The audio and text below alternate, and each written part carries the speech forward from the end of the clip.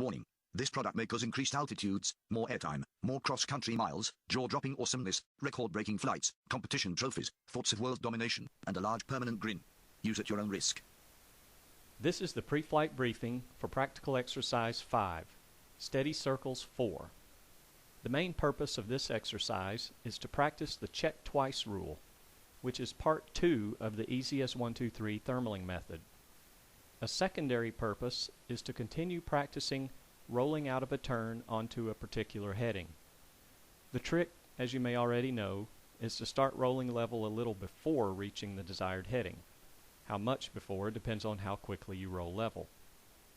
In the previous exercise, you knew the desired rollout heading well in advance, since it's written in the exercise procedure. In this exercise, however, you'll choose the desired heading based on lift strength differences around your circle, and thus won't know the desired heading nearly as far in advance. Also, you'll roll out of a turn onto a desired heading at least 3 times in this exercise, compared to only once in the previous exercise. In this exercise, you'll have the cockpit and Vario sound back, but will still be deliberately off-center in the thermal and still flying steady airspeed, steady bank circles. In this exercise, you'll practice keeping track of which, if any, side of your circle has significantly stronger lift than the rest of your circle. We'll sometimes refer to this strongest lift side as the hot spot. Now let's talk about how to note where the hot spot is in your circle. The most universally sound way of doing this is to note the heading pointing from the center of the circle to the hot spot.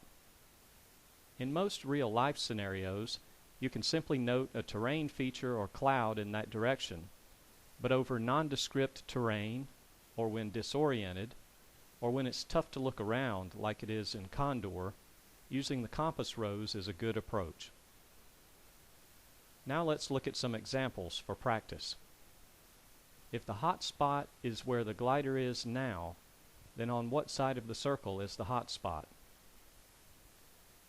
The hot spot's on the north-northwest side of the circle, since the heading from the center of the circle to the glider is north-northwest.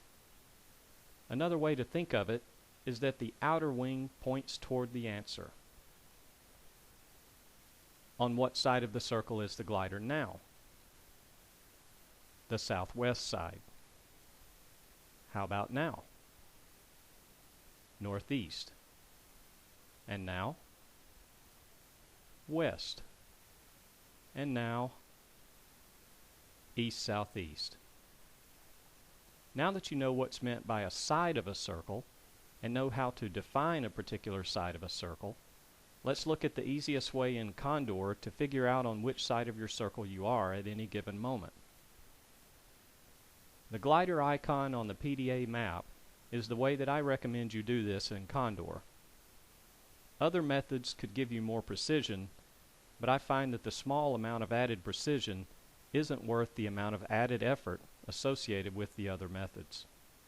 Using the PDA map is easy and plenty precise. Now let's practice doing this with the PDA map. Can you tell by looking at the PDA map here on which side of your circle you currently are?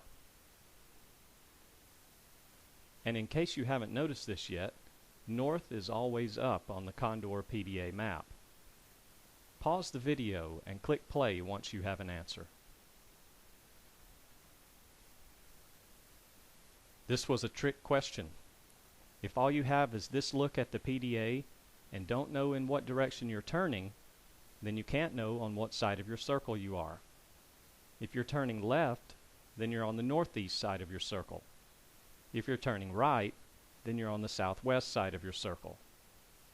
By the way, if this trick question fooled you, then there's a fair chance that you have a turn direction preference that causes you to automatically think about a certain turn direction whenever you think about turning.